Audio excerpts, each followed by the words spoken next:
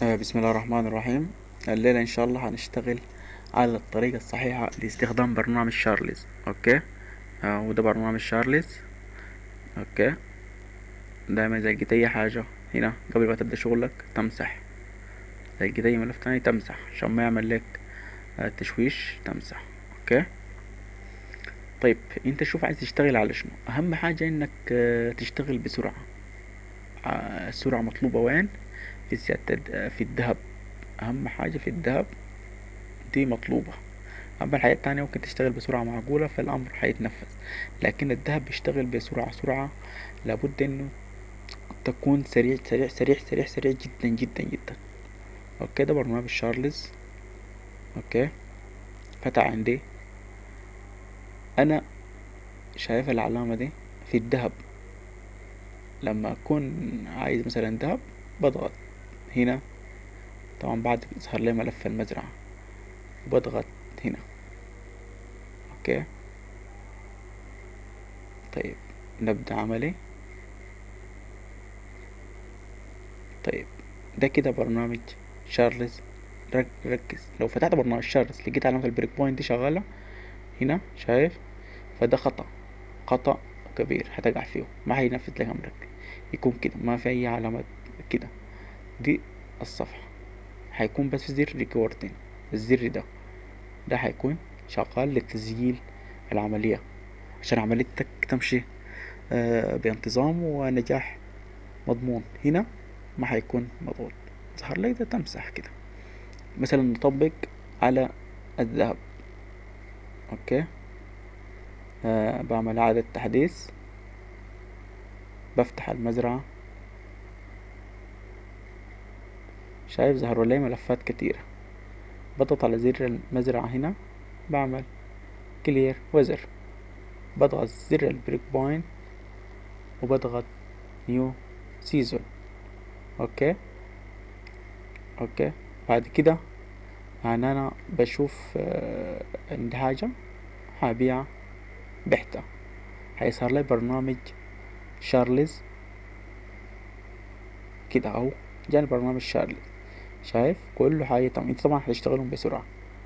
هنا تضغط الزر ده edit EMF طبعا بسرعة. اوكي. تضغط هنا، تضغط هنا. طيب انا اتأخر شوية عشان اوريك الخطر اللي هيجي اذا انت وقعت في الخطر ده. اوكي.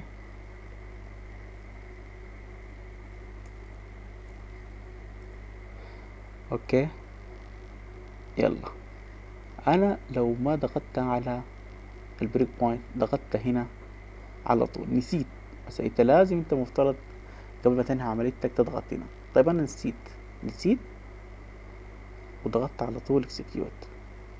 شايف هتجيني نفس الصفحة إذا لسه العملية بتاعتي ما اكتملت. واحد من اتنين، يا زر البريك بوينت يا اضغط هنا على طول. ولازم عشان عملية تتأكد انها نجحت الزر ده، شايف الزر ده لازم يتنشط يبقى نشط زي ده.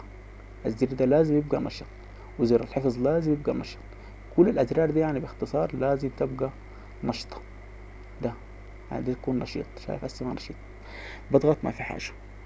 طيب انا ما هضغط هناك، هضغط هنا على طول عشان اشيل. شايف الازرار بقت نشطة. ممكن احفظ، ممكن امسح، ممكن اعمل دي الازرار كلها صارت آه، دي لما تتأخر بتجيك الرسالة دي ما عندك مشكلة.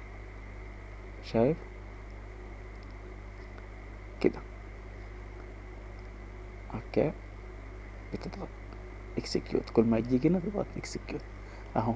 شايف ده الاستخدام الصحيح لعملية الذهب. يعني لازم عشان تضمن انه عمليتك نجحت لازم الازرار دي تكون نشيطة، لازم تتنشط.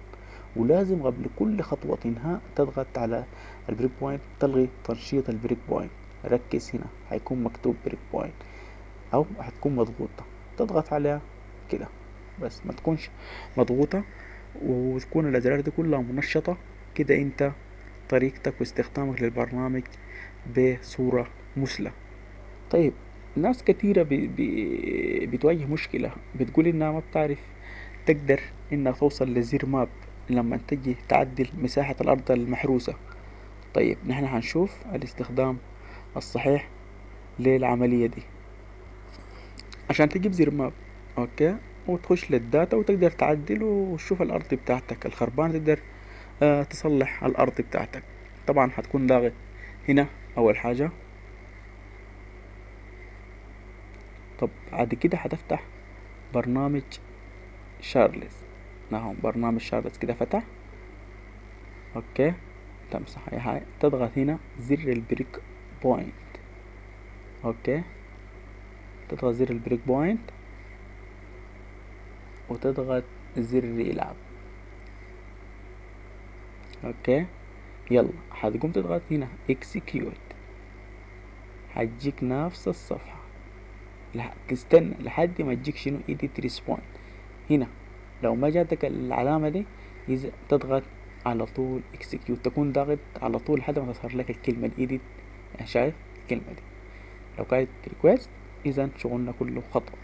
أول ما تجينا الكلمة دي، أوكي، هضغط عليها، هضغط زر AMF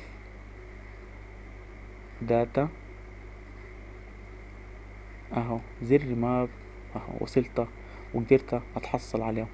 بكده دي الطريقة الصحيحة لاستخدام برنامج شارلز. اشوفكم في فيديو قادم، مع تحياتي معاوية.